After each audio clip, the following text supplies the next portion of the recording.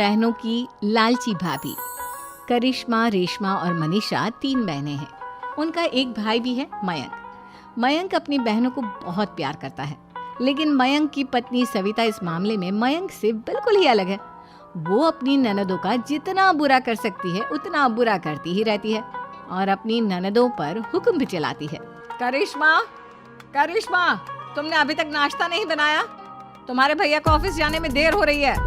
हाँ भाभी, बस अभी बनाती हूँ। करिश्मा, तुम ये ढीलापन छोड़ दो। कल को पराये घर जाना है। वहाँ अगर तुम इस तरह से काम करोगी तो लोग क्या कहेंगे कि माँ ने और भाभी ने कुछ सिखाया नहीं। और तुम्हारी दोनों बहनें कहाँ हैं? रेशमा मार्केट गई है और मनीषा सो रही है। क्या? सुबह के 8 बज रहे हैं और ये महारानी अभी भी सो रही है? ये कहते हुए सविता अपनी सास दुर्गा देवी के पास जाती है। माँ जी, देख रही हो अपनी बेटियों के तौर तरीके? क्या हुआ बहू, सुबह सुबह क्या कर दिया मेरी बेटियों ने? अरे एक तो अभी अभी उठकर किचन में गई है, दूसरी सुबह सुबह बाहर चली गई और तीसरी अभी तक सो रही है। क्या करूं मैं इन तीनों का? मैं तो परेशान हो गई हूँ। जा जाकर उठा उसे और रेशमा से मैं बात करती हूँ। सविता सीधा मनीषा के कमरे में जाती है और उससे कहती है, महारानी जल्दी उठो, सूरज सर पर आ गया है। भाभी थोड़ी देर और सोने दो ना, मैं रात को लेट सोई थी। वो क्या ना, यूनिट टेस्ट चल रहे हैं। शराफत से उठती है या नहीं, या फिर पानी की भरी बाल्टी डालूं तेरे ऊपर? नहीं भाभी, मुझे बिस्तर में नहीं नहाना, उठती हूँ मैं। मनीषा जल्दी से उठकर बाथरूम में चली जाती है। सभी आराम से बैठकर नाश्ता कर रहे होते कि तभी रेशमा बाजार से हाथ में सामान लिए आ जाती है। रेशमा को देखते ही सविता उस पर बरस पड़ती है। लो, आ गई महारानी। ऐसा भी क्या सामान लाना था जो सुबह आंख मलते ही बाजार की तरफ रवाना हो गई? भाभी, कल आप ही तो चीख रही थी कि घर का सारा सामान मुझे ही लाना पड़ता है, घर में किसी को भी किसी काम से कोई लेना देना नहीं है। अब मैं बाजार जाकर सामान ले आई तो आपको इस बात से भी तकलीफ हो रही है?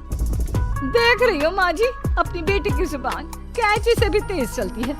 और मयंक, आप तो कुछ कहेंगे नहीं अपनी लाडली बहन को? रेशमा, अपनी भाभी से ऐसे बात नहीं करते। चलो माफी मांगो। भैया, मैं क्यों माफी मांगू? आप भाभी से बोलिए ना कि हम पर कम हुक्म चलाया करे।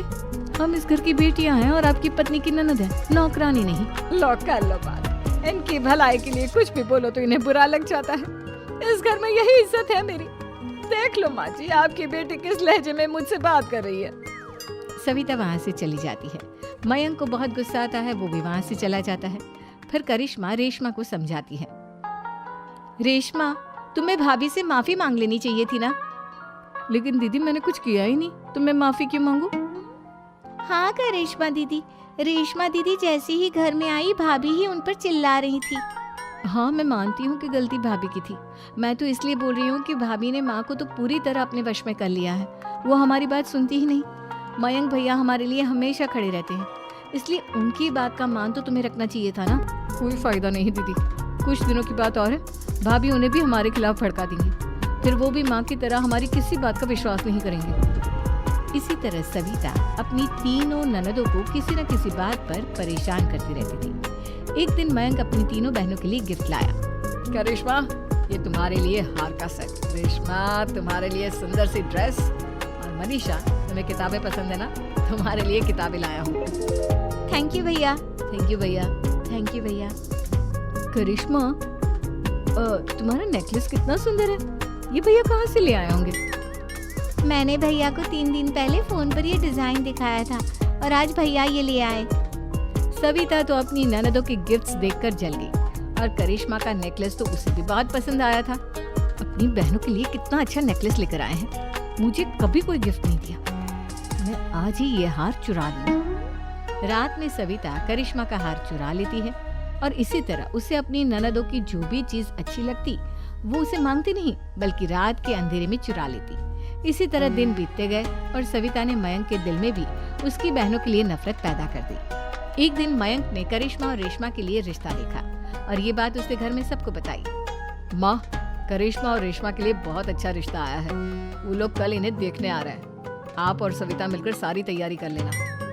ये सुनकर करिश्मा और रेशमा खुश हो जाती हैं, लेकिन सविता सोचती है, अगर इन दोनों बहनों की शादी हो गई तो घर और बाहर का काम कौन करेगा? मनीषा तो एक नंबर की कामचोर है, उससे तो किसी बात की उम्मीद लगाना ही बेकार है। मुझे इस शादी को रोकना होगा। अगले दिन सभी लड़के वालों के स्वागत की तैयारी करने में लगे होते हैं। तभी मयंक अपनी बहनों से आकर कहता है, तैयार हो गई तुम दोनों? देखो दोनों लड़के बहुत अच्छे हैं, मैं कोई कसर नहीं छोड़ना चाहता, इसलिए तुम उनके सामने अच्छे से बिहेव करना और अपनी भाभी से लड़ने मत लग जाना। करिश्मा, तुम वो नेकलेस पहन लो ना जो मैं तुम्हारे लिए लाया था। भैया मैं बहुत देर से वो नेकलेस ढूंढ रही हूँ, लेकिन मुझे मिल ही नहीं रहा। क्या तुमने नेकलेस खो दिया? तुम्हें पता भी है वो कितना महंगा था? तुम कोई काम ढंग से नहीं कर सकती। मयंक गुस्से में वहां से चला जाता है। थोड़ी देर बाद लड़के वाले भी आ जाते हैं। वो दोनों बहनों को पसंद कर लेते हैं और रिश्ता पक्का हो जाता है। लेकिन सविता के दिमाग में तो कुछ और ही खिचड़ी पक रही थी।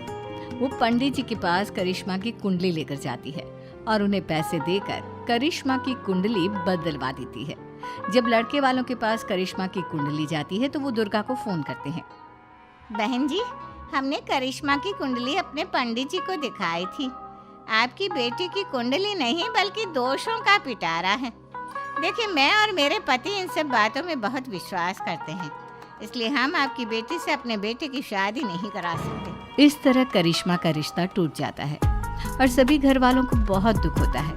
अब कविता सोचती है, चलो करिश्मा का तो रिश्ता टूट गया, अब रेशमा का भी रिश्ता तोड़ना है। क्या करूं? अब सविता आवाज बदलकर किसी अननोन नंबर से रेशमा की होने वाले ससुराल में फोन करती है। हेलो, मैं कौन हूँ कौन नहीं ये आपके लिए जानना जरूरी नहीं, बस इतना सुन लो कि रेशमा का 2 साल से किसी के साथ अफेयर चल रहा है। बस रेशमा का रिश्ता तोड़वाने के लिए सविता का इतना कहना काफी था। अब रेशमा का भी रिश्ता टूट गया। मयंक और दुर्गा देवी ने रेशमा को खूब खरी खोटी सुनाई और उससे बार बार उस लड़के के बारे में पूछने लगी। आप दोनों मुझे क्यों परेशान कर रहे हो? अरे कोई लड़का होगा मेरी लाइफ में तो मैं बताऊंगी ना, जब कोई है ही नहीं तो कहाँ से लाऊं मैं कोई लड़का? तो तेरे होने वाले ससुराल वालों को फोन किसने किया था? माँ मैं नहीं जानती किसने फोन किया था, मैं सच कह रही हूँ। मैं तो पहले ही कह रही थी इसकी लगाम खींच कर रखो, लेकिन मेरी सुनता ही कौन है। आप चुप रहिए भाभी, ये सब आपका ही किया धरा है। अब तीनों बहनों को विश्वास हो जाता है कि ये सब उनकी भाभी ही कर रही है। तीनों बहनें अपनी भाभी को सबक सिखाने के लिए एक वकील कर लेती है और घर में हिस्सा मांग। देखो भैया, माँ बाप की जायदाद में जितना बेटों का हक होता है उतना ही बेटियों का, इसलिए इस घर के 4 हिस्से होंगे और हमें अपना हिस्सा चाहिए। मैंने तुम्हारे लिए क्या क्या नहीं किया और तुम इस घर में हिस्सा मांग रही हो? भैया, आप और माँ हम बहनों की कोई बात नहीं सुनते हो और भाभी हमारी शादी नहीं होने देगी क्योंकि उन्हें लगता है कि आप हमारी शादी में ज्यादा पैसा लगाओगे और उन्हें हम जैसी फ्री की नौकरानी कहाँ मिलेगी। तो हम भाभी के साथ तो रह नहीं सकते, हम बहनों को अपना हिस्सा चाहिए। अरे तुम्हें शर्म आनी चाहिए अपने भाभी पर ऐसा इल्जाम लगाते हुए। वो तुम्हारे बारे में कितना सोचती है। हाँ माँ, भाभी हमारे बारे में बहुत सोचती है, दिन रात बस यही सोचती रहती है कि किस तरह से अपनी तीनों ननदों को परेशान करूं और कभी मुझे पढ़ने भी नहीं देती। दोनों बहनों का रिश्ता भी तो इन्होंने ही तोड़वाया है और रात में हमारे कमरे में आकर हमारी चीजें भी चुराती हैं। इसी तरह सविता की तीनों ननदें अपनी बात पर अड़ी रही। अब कोर्ट में तारीख भी शुरू हो गई। जब सविता को लगा कि उसकी तीनों ननद इतनी आसानी से नहीं मानने वाली, तो उसने अपने पति और सास को सारी सच्चाई बता दी और अपनी तीनों ननद से माफी मांगी। मयंक और दुर्गा को भी अपनी गलती का एहसास हो गया। अब सविता खुद करिश्मा और रेशमा के लिए अच्छा रिश्ता ढूंढती है और उनकी शादी करवाती है।